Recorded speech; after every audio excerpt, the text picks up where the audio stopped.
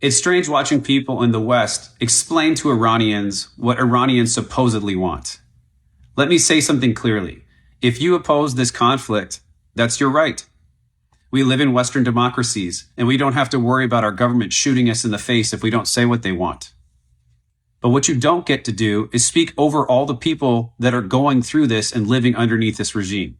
From my conversations with Persian speakers all over the world, including inside Iran, their response to these operations are overwhelmingly supportive, and they choose to call it a rescue operation.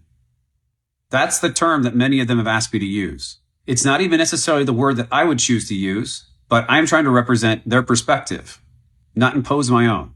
There's actually a term for when outsiders dismiss the testimony of people who are living through something. It's called testimonial injustice.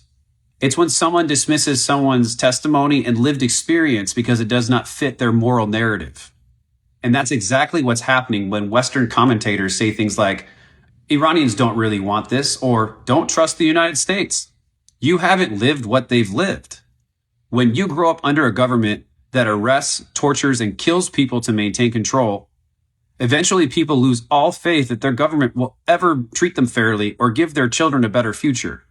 For Americans, it's actually very hard for us to imagine living under such conditions. The closest historical experience we might point to, segregation and slavery, are distant memories for almost everyone, if not even something that we've lived through. So yes, you can oppose the war, but be very careful about claiming that you speak for Persians if you haven't even listened to them. And remember something else. People are human. If this conflict costs them their homes or their families, people might change their minds. If that happens, don't greet them with, I told you so. Because unless you've lived underneath that kind of regime, you've never faced this kind of risk in your life. You are free to have an opinion. Don't erase the voices of people who might be killed for having one.